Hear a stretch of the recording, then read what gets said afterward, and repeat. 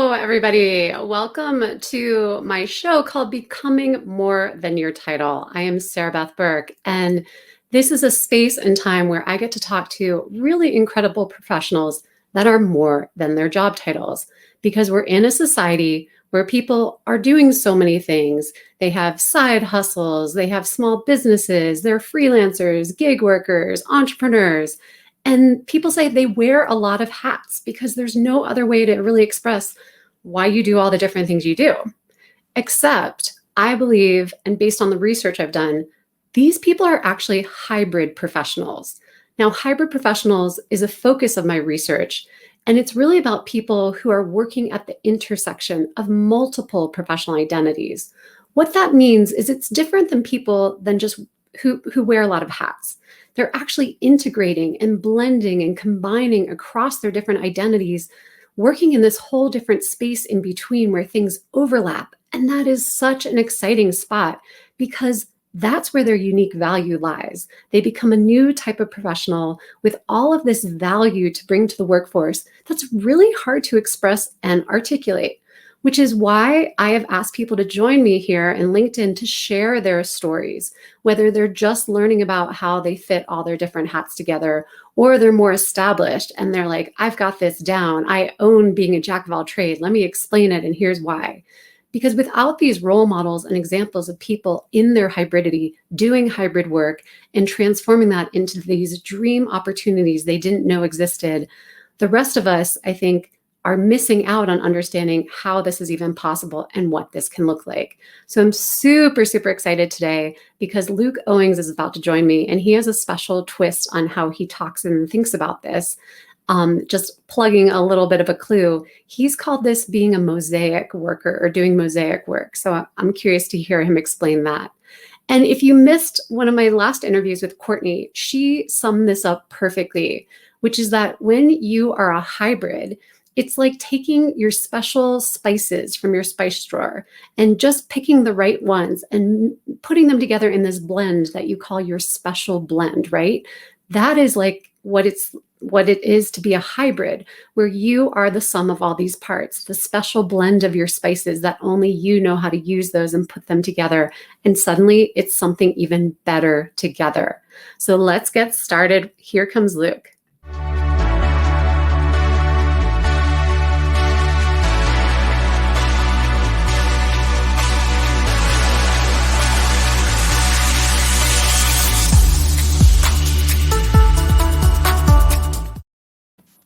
Hey, Luke, welcome. That countdown was awesome. Little snazzy, punchy thing to get us going. I feel so cool. I mean, wow. I feel like, it's the NCAA tournament, right, for basketball right now, and I almost feel like starting lineup introduction, and maybe I need a song, and I need to come out, and I need to pull off my warm ups and be ready for this conversation. Yeah. What would your walkout song? What should I have played for you if you could have picked? Ironically, I had to answer this question once because I used to be a boxer. And one of the few times in life where you actually have a walkout music is when you're having a fight. And so I had to answer it back in 2012. And I picked Alan Parsons Project, which is what the Chicago Bulls came out to in the 1990s. And it was amazing. It was one of the coolest moments of my life. Well, thanks for letting us relive that with you. I won't make you sing it, but I'm wondering oh man, walkout music. That's a good start. Yep. Where are we finding you today? Where are you? I'm in Aspen, Colorado, so that's why I have the beautiful sun coming in my window. And it was 15 degrees when I woke up, and at this point, it's already 35. So we're looking at 50 today. It's beautiful out here. That looks, yeah. Mountains can't be any better. Springtime in the Rockies.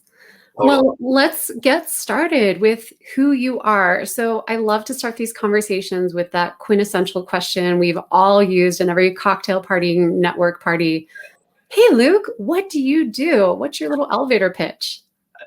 Honestly, Sarabeth, that's probably the hardest question today. When I was reading your notes and I was talking to you beforehand, it's one I always think about when you're in a bar and someone says, "What do you do?" It's one of the hardest things to answer, and I've had struggles answering it for probably about 10 years now. And 10 years since I really hopped off a really a really strict path and said, okay, I'm going to build my own thing. And so over the years, I've really adapted and evolved. At first, I said I was a teacher because I was facilitating a lot, and that made sense to people. At other times, I said, you know what, I'm a consultant when I worked at McKinsey. And I said, okay, this is an easy story for people. At this point, though, I do so many different things, and I tried to make notes for myself ahead of time. I don't know if you can see it. So what do I do? And I do a lot of different things. I do leadership development and facilitation. I build out ed tech companies, so I work with a lot of entrepreneurs on this. And then I work on cultural change with big companies and do consulting. And so at the end of the day, I kind of say I have a mosaic career. And your term is hybrid. You and I have talked about this. I love the hybrid term. I've used the word mosaic because each individual piece looks so different, but together they make a picture that just makes sense. So in a sense, that's what I do. Yeah, I want to pause on that mosaic piece and come back to that in a moment, because I think you've got a really beautiful story of how you even started using that term. Yeah. But I love what you were saying about, this has been an evolving explanation that you've shifted every time your career has shifted. And it's really hard to explain because you've accumulated all these different roles and identities, and just kind of putting them under a box like I'm a leadership consultant or I'm, a facilitator kind of gets to you, but not the full you, right? 100%.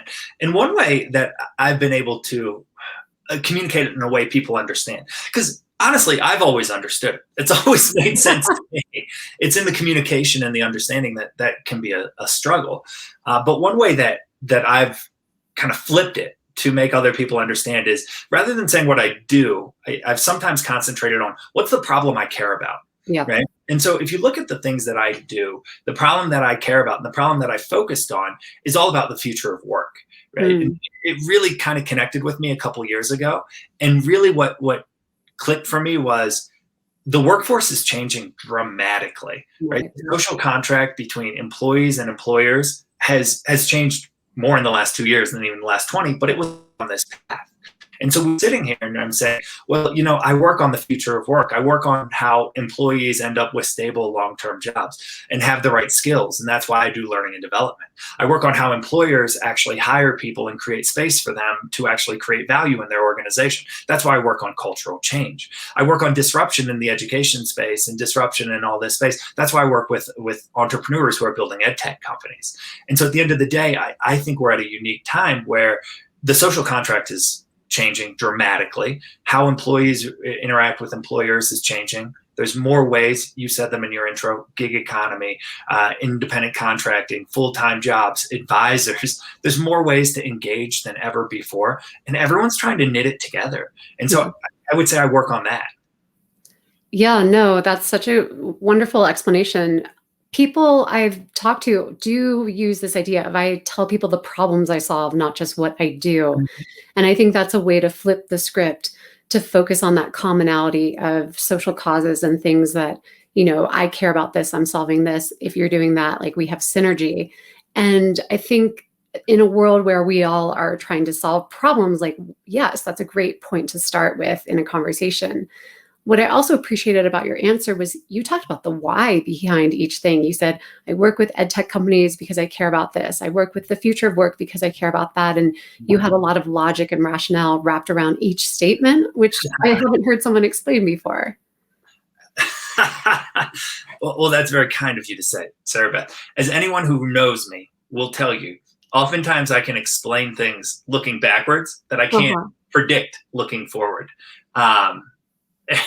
And call it post hoc justification, call it, the famous Steve Jobs, I think 2005 speech he gave to Stanford, where he said, you can connect the dots looking back, but you can't connect the dots looking forward.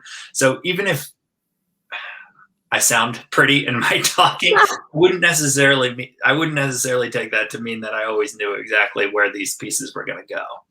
Of course. No, that makes total sense. I think that's most of us. We don't know. Hindsight is 2020. And so the beauty of the hybrid really is about finding that through line where there's resonance from the beginning of your career to now and hopefully into the future of how do all these things fit together? That is the story of you. And if you're not really stopping to reflect, it does look like a hodgepodge and people think you're a job hopper or a job switcher. And then people are nervous to work with you, or they just don't understand what your expertise is when you've moved so much. So this story, this thread, the through line is something I think that makes sense looking backwards, but also with a lot of deep reflection, like investigation of what was I doing consistently through all of that, because there's something that's always you, right? So that's kind of where I want to take the question next. This notion of hybridity, I'm wondering, when you first heard of it, if it was because I shared it or I think you and I connected. So I'm trying to remember from your point of view, when did you hear about this and what did it make you think of? And I think that also rolls into your mosaic side. So I'll let you take it from there. 100%.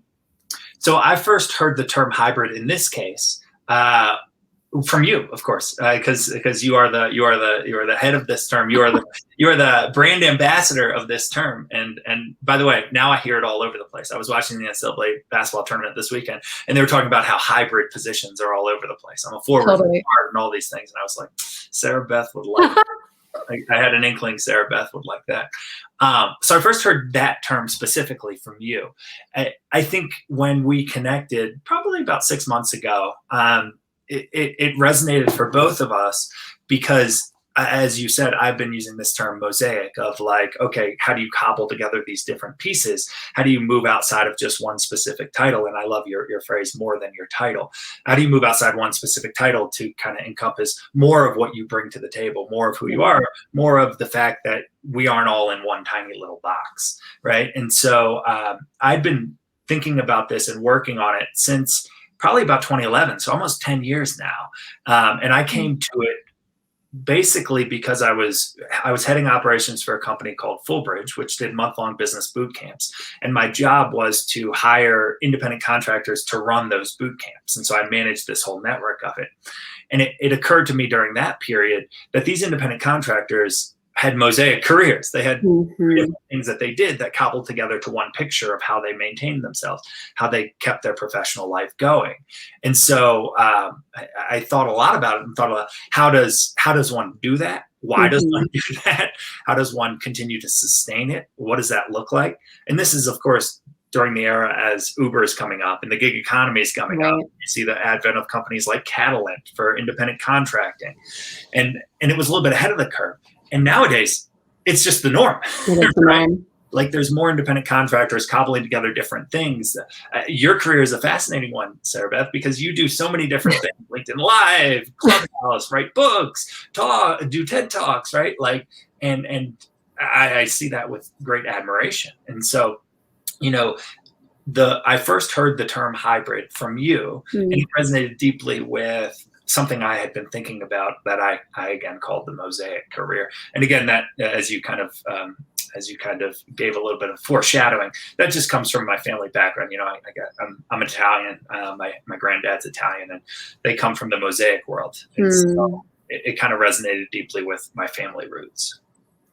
No, when you shared that with me the first time, the mosaic, and I think I had even read that in your LinkedIn profile or somewhere with you, I got curious because I hadn't heard that metaphor before, but it makes perfect sense. A mosaic is the sum of all of these little parts that are a true picture when you see them together. And that is really our professional identity. Not for everyone. I mean, some people are certainly experts and they focus on one thing and that's the duration of their career, but there is this group of the workforce that is moving and shifting. I think the stats say people will hold 10 to 14 jobs across their lifetime in 4 or more industries, which is representing the amount of shifting and changing happening.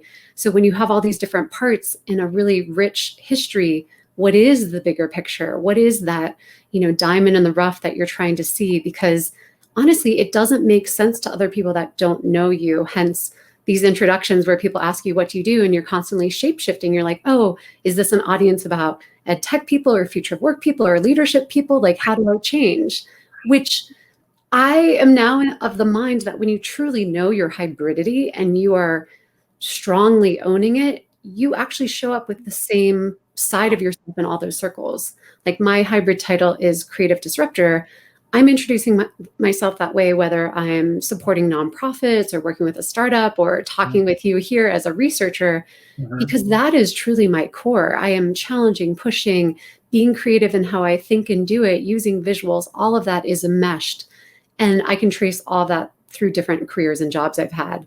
But that wasn't something I just knew off the top of my head. Like that took a lot of just deep thinking on what have I been doing for this whole career and how do I make sense of it?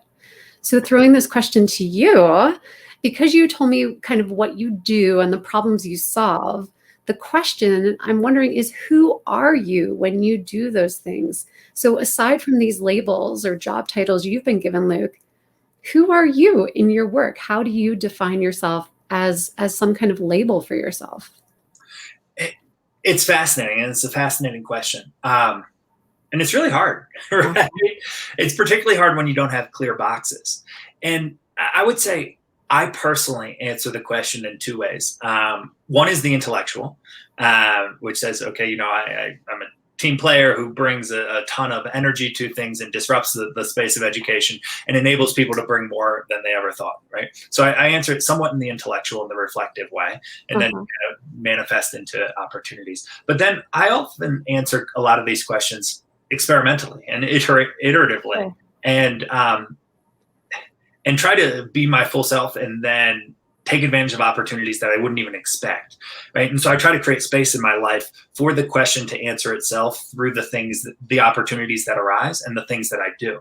And, you talked about what your friends think about you. A lot of my friends probably think I'm crazy, right? They'll call me one day and they'll be like, where are you? What are you doing? I'm like, well, I'm working in Saudi Arabia this year at a university to try to help them with this. And they're like, what are you doing over there?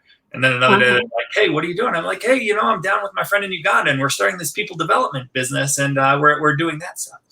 And so in some sense, I think I answer the question intellectually, like you're saying, reflectively and stepping back and saying, okay, here's what I do. And this is where I, again, write things down and try to make sense of my own life and make sense for others as well. But then in some ways, I also take it on very iteratively and experimentally. And as wild as some of the swings are that I take, I would say that I do have processes and structures I put in place to actually create space for things I don't know. And that really fits into my belief in the hybridity model, which is sometimes when you're a hybrid, you don't know what you don't know about opportunities that are coming. And so you have to, figure out how to communicate it in a way other people can find opportunities for you, and B, actually create space in your life for those opportunities to manifest. And I'll give you a very specific example of, I had a pretty comfortable job at McKinsey for the last 3 years. I was an associate partner in McKinsey Academy, which is a good job and it's fine. I enjoyed it, right? I loved my clients. I got to do interesting work, but opportunities that I don't know about don't come up when you're at McKinsey. They don't. Your time is set on what you're doing. I'm continuing to do the same things that I know how to do and adding value for clients, which is fulfilling, but not necessarily something I wanted to be a partner at. And so I left in September and said, I don't know what's on the other end. Let me see what comes up. And I can tell you that that the types of things that have come up are just kind of mind-boggling. Like things that I never would have expected. People who I knew from back in college were saying, hey, I'm working on this. You have any interest in this? I have people from people who I used to work with years ago who are saying, hey, wow, you're on the open market again. Let's go and engage on this. And some of the things that have come up have been just really surprising and really interesting. Well, that I think shows the power of networks, right? And relationships. And also your reputation, like whatever you've done in the past, people know something about you and know a little bit of how you work, how you think, how you act, and are therefore able to maybe not articulate and communicate this hybrid mosaic part, but they know Luke's the guy for the job and they reach out to you. And so I've been noticing a lot about how hybrid identity also has a connection with personal brand, and that these two are sort of squishy terms. Like people want to know how to define their brand and own their brand and shift and change their brand. And yet a lot of your brand is what people already assign and describe you as, what they know you for. And it sounds like you've been building that without knowing exactly how to describe it. Is that right? I think that's right. I think that's right. I think, through the relationships, through the work I've done, certainly built that brand.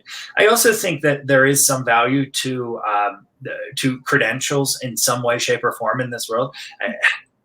it's hard for me to sit on a high horse and say that I haven't been helped by the fact that I have the Princeton network, the HBS network right behind me, the McKinsey network right behind me. So it's hard for me to say, hey, you just jump out there and do it and things happen. Like that, Sure. that feels a little bit hypocritical to me. And so I try not to do that.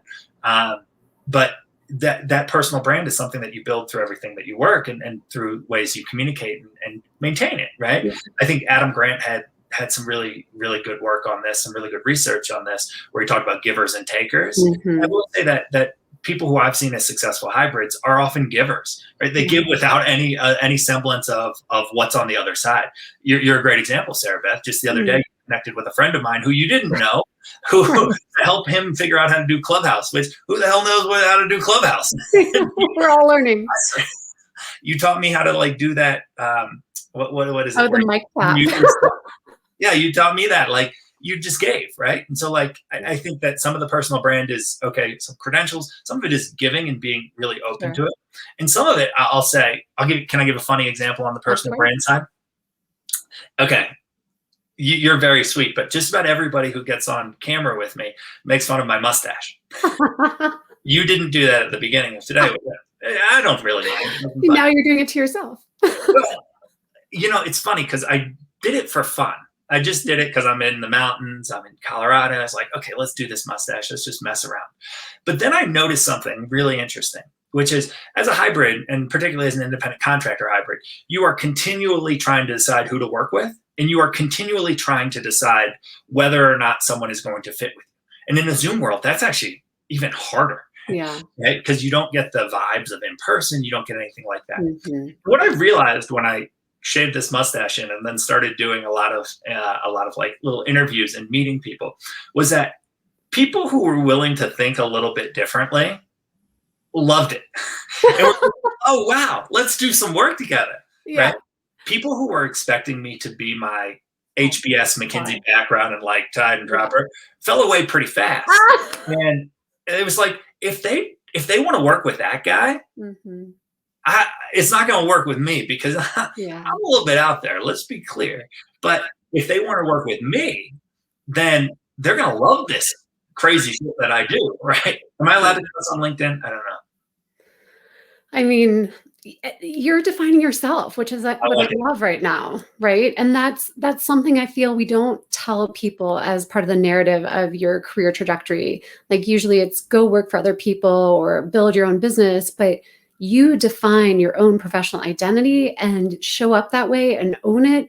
And I think you're totally right. It will attract or repel the right work for you. And people will be interested because of how you are showing up in this truest way as your fullest self without hiding different parts or compartmentalizing or being the HBS Luke 1 minute and then the entrepreneurial Luke the next minute and then the mountain guy, whatever.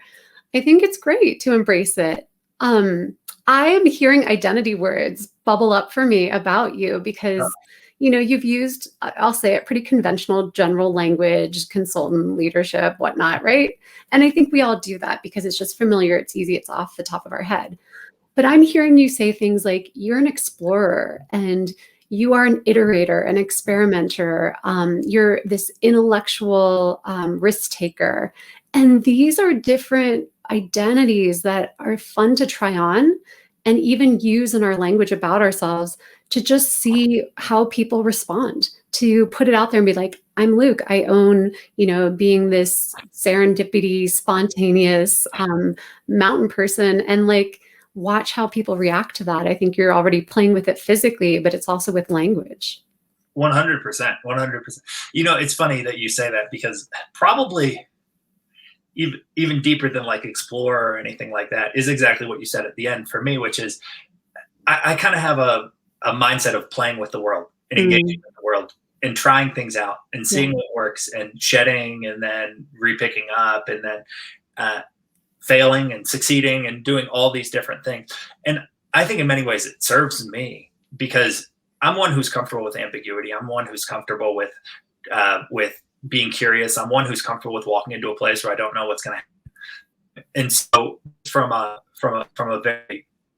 very tactical perspective, I do play with the world all the time, and I play with different identities for myself. I play with different relationships with different people, right? everything has a certain measure of ambiguity right now. And Yeah. so from my way of engaging with the world, it can be very valuable to have that experimental iterative approach. And that's Mm. not always easy on the other people on the other side, just to be clear, because a lot of people really do crave stability and security and all the things that you and I have talked about, where there's a hard downside of being a hybrid. There's a hard downside of having to create new opportunities all the time, of having to recreate yourself and having to constantly live like Plato's examined life. It can be really tiring, right? And it can be tiring on the relationships around you as well, Yeah. right?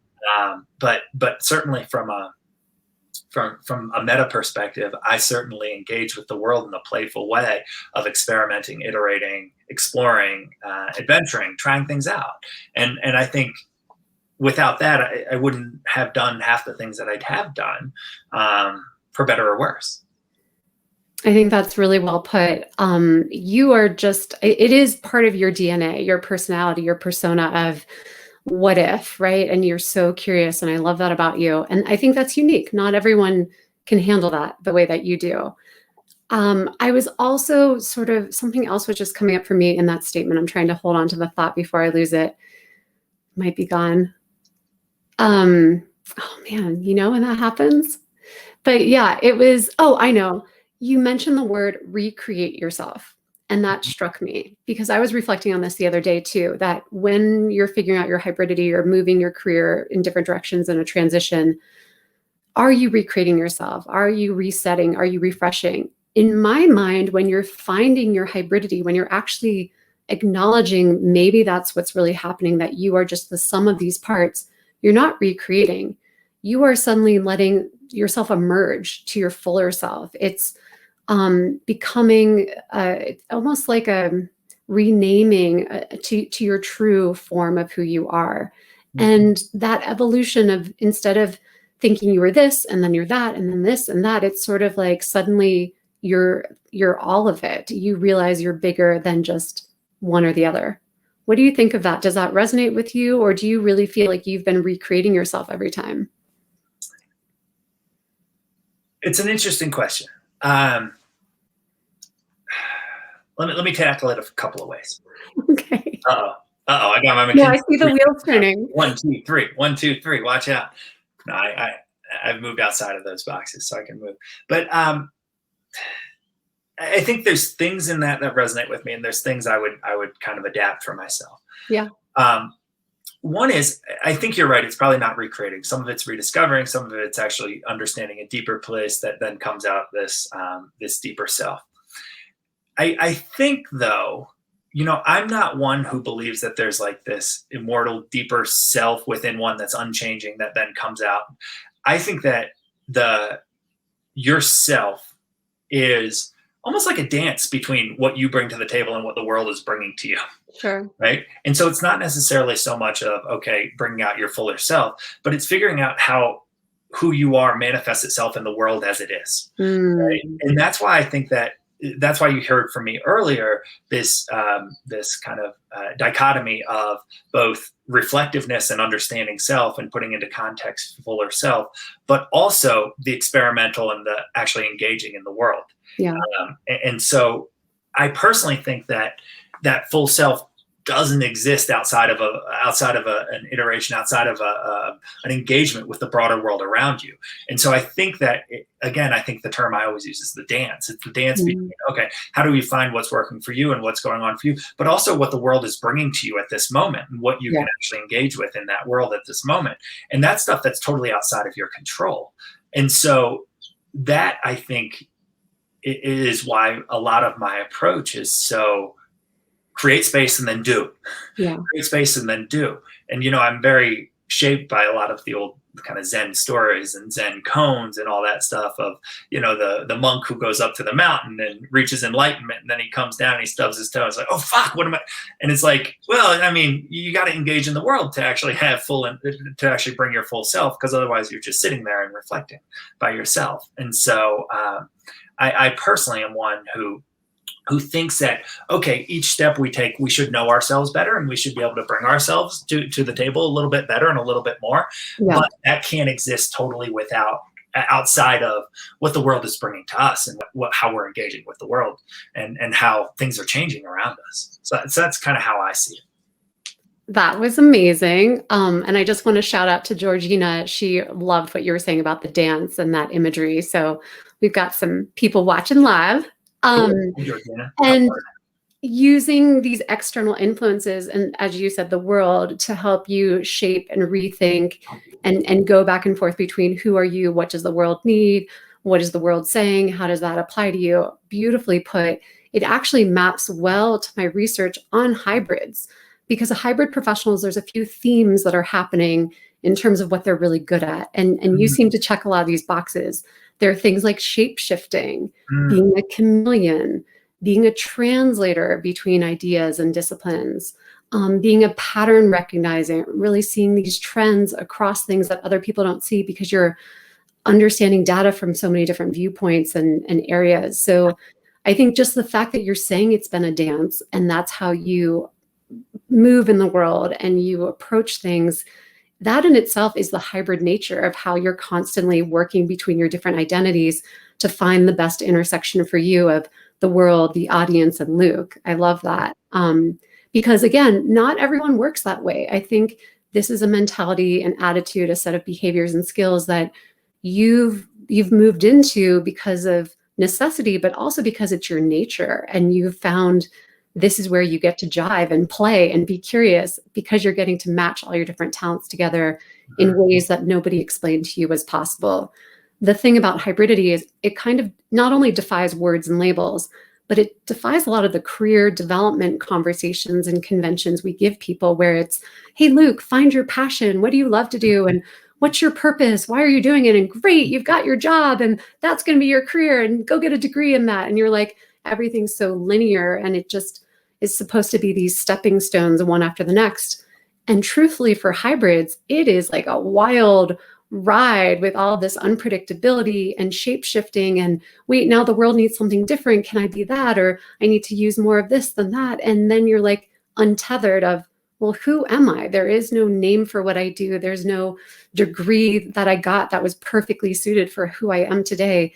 It's a set of experiences and identities that you accumulate over time. And then in your words, put into a mosaic that suddenly is this bigger picture of Luke in a way only you really understand. And yet you're trying to communicate back to the world. And that's the tension, I think, of all the parts and then how the world interprets it. Totally.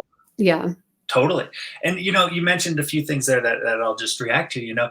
There's the piece of the nature, right? I think some of it is just naturally I'm curious. Naturally, I have a comfort with ambiguity.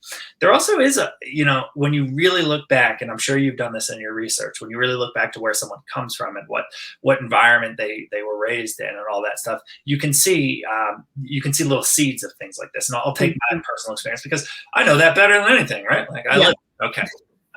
But my mom is one of 10 kids, so I have 45 cousins. Wow. I'm on the older end of that. But I'm the youngest of my siblings. So I have a brother and a sister who are 7 and 5 years older than me. Okay. Right? And so when I was born, we were probably the first 10 of the 45. And then over time I was the youngest. And then over time I became one of the older cousins. Right. And so if you think about that environment, we all lived in Maryland. We were all kind of recreating our own dynamics every single second. And our uncles and aunts just left us alone, right? Let us do our own thing and manage ourselves. But you think about that, you can really see some seeds of who I am today. One is you can see the seeds of having to constantly recreate yourself and find your space within a group of so many other kids, right? So many others. Two is you can see, as the youngest child, I actually had a freedom that I don't think my brother or sister had older, right? Because they had pressure and they had, okay, you're the firstborn. And you can see it in my brother. He was a Marine and then he went to Wharton Business School and then he worked at McKinsey for a couple of years. And now he's a bigwig at, is that a word? Bigwig? Bigwig at Mars. And he runs their supply. So, he's like tried and true path, very much so.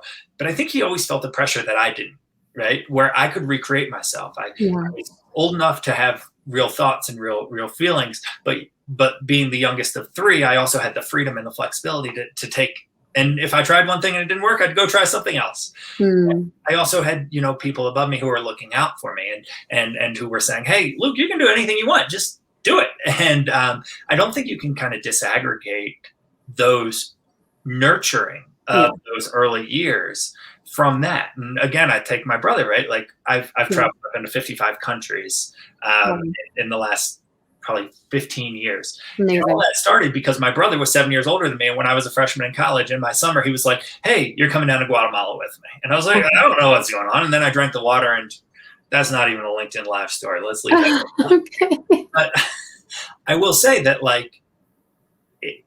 some of these things, once you actually get to the reflective stage and get to the writing down what I do stage, you can start to connect and understand where they came from, from very conscious decisions that maybe other people around you made when you were growing up. And I've learned to appreciate that more and more over the years. Because I do have freedom that I don't think everybody has. And whether I fail all the time, like literally. I shorted Tesla last summer, so trust me, I know failure. I know failure front and center. But despite that, I've always felt a certain amount of freedom. And despite that, I've always felt a certain amount of freedom to recreate myself, and that things are going to be okay. Yeah. And I don't think that you can disaggregate that. I don't think you can put that purely to nature. I think you have to put that a little bit as well to the nurture. So fascinating. That is a whole new line of research I really want to explore, because I haven't traced back into childhood and early years.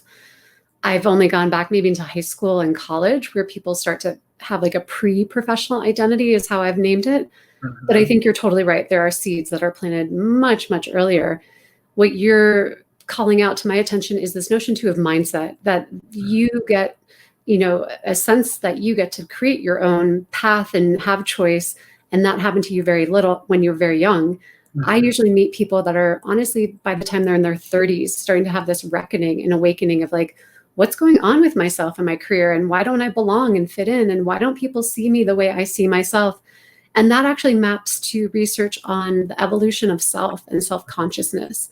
And so some of that is just brain development, that as humans, we don't have this awareness that we can create who we are within systems, and we have the autonomy to design our lives and design our identities. We very much in the early stages of our life see ourselves the way people see us and tell us we are. Yeah. So you just might be an early sprout understanding some of these concepts on your own. But I love how we're mapping this notion of who you become and what your career is about, what you do for a living, how that maps to human development and psychology and nature and nurture and mindset, because I think there are bigger factors at play. And this is where I get frustrated again with career advising and career development. I don't think they always go into these spaces. I think that industry tends to be very much about, let's look at your strengths and your Myers-Briggs and these other types of personality assessments. And again, as an identity researcher, professional identity specifically, I want to look at the landscape of who are we as humans? How does this map to the landscape of development?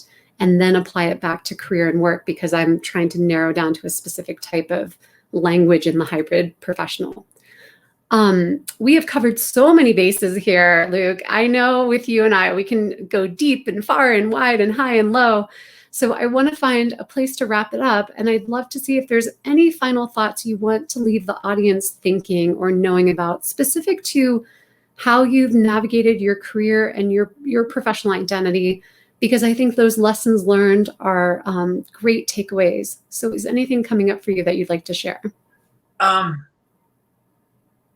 Yeah, I guess I'll give a few. Am I allowed to give advice? Yeah, totally. One is, I think. And just before I don't mean to interrupt, but we did just get a question from Linda. Can I throw that out first? Hi, Linda. How are you? Okay. Hi, Linda. Welcome. Good to see you. Luke, she says, Luke, what are your thoughts on having a candidate do a test or work before being hired? So kind of that like pre-assessment before they get hired. I 100% am for it. And I do it all the time, right? When I'm trying to out an organization, I often will do independent contractor work for them ahead of time, whether it's paid or unpaid. And I think that, it's a test on both sides at the Yeah. end of the day. I think it's really important because there's so many different factors that go into play in terms of whether someone is a good fit and whether someone works for you. And so I am a huge believer in carving out something and having some set of clear deliverables, having some set of clear process for deciding whether or not it works or not, but then doing a trial, right? We have more flexibility than we ever had before. And as a candidate, you should want to do that, right? You should want to do that. And you should want to say, do I really want to invest myself? Do I want to invest my, as Mary Oliver would say, my one precious life into you and your organization? And I think it should be a test on both sides. And so I'm a huge believer in that. And I'm a huge believer that it helps give data much more than an interview does. I concur. I agree with that. I know as a candidate, it can feel cumbersome or awkward or like, oh, there's so many more steps. But once you get hired, it's like a long-term marriage almost, right? You're in this partnership. So if you don't know who you're marrying ahead of time and that culture fit and how they respond or how in line with thinking and all of those different factors, I think that's what gets sussed out in these assessments or trial projects. Thanks for that question, Linda. Luke, throwing it back to you, kind of a final reflection, lessons learned that you'd love people to take away from our conversation today and just your own life experience on your professional journey. Yeah. Let me see. Can I give a couple of pieces and kind of see how they fit together? One is, it's really important to, when you're constantly changing and when you're constantly in a world of ambiguity and you're constantly open to opportunities and recognizing things might fall away, it's really important to have a foundation that works for you. And that's different for very different people, right? For me, it requires having sleep, exercise, having a place where I can relax, right? It requires having quiet time to do my New York Times crossword puzzle and time to actually go engage in sports and do things like that, right? And that can be done for me wherever I am. And I found that if I don't have those, I just don't feel like my full self. Mm-hmm. So one is figure out what those foundational things are for you as you're stepping into ambiguity, because you need them, right? Some people need to talk on the phone a lot with their family and their friends. I personally don't need that. I kind of connect in totally different ways. And my family and friends will tell you that that's very frustrating about me, to be fair. But that's not what I need. And I'm at peace with that. Okay. Right. So one is have that foundation. Two is once you have that foundation, build in place the structures and processes to actually experiment. And I'll tell you, like when I left McKinsey, I said, okay, I'm going to take 6 to 12 months to try out random things. And I'm just going to say yes to things. Right. And I don't know what they're going to be. And I don't know if they're going to go. And I figure out how to monetize some of them so I continue to have income. But some of them I'm saying, you know what, I'll just help you guys. Let's just help and see where it goes. But I say, I'm going to give myself 6 or 12 months before I jump into something else. Right? So that's like a structure and it's a process, and it says, let me put this into that. And so that I have space for exploration, but it's not untenable, looking into the void, as you will.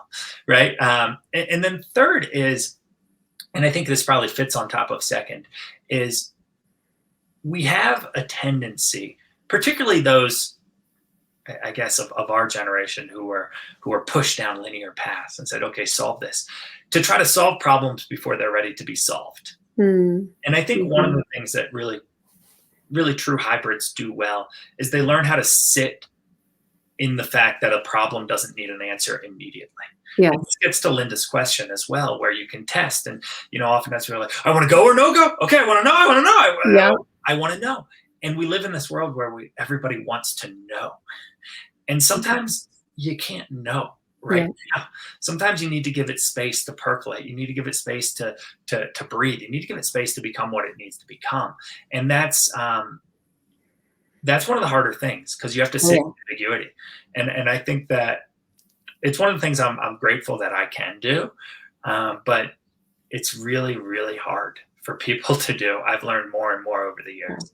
And so you have to come to comfort with the uncomfortable on that front. I guess that's the old saying, and I guess people have been saying it forever, but I didn't know it. So that's life.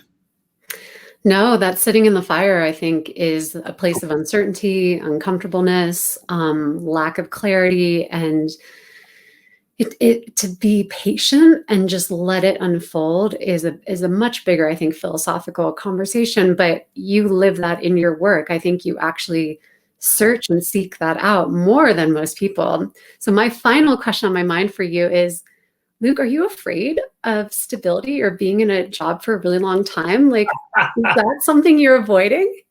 You know what I think is actually the thing? I think that on this front, in terms of afraid, I'm not afraid of being in a job. I think I have such high expectations of myself, and this is one of the identity things I deal with myself. I have such high expectations for myself that I worry about missing out on something else, right? Yeah. And so I certainly do have that, and it comes across as not always committing to things for longer term. I'm actually not afraid at all to commit when I'm sure it's when I think it's the right thing, and I jump into it.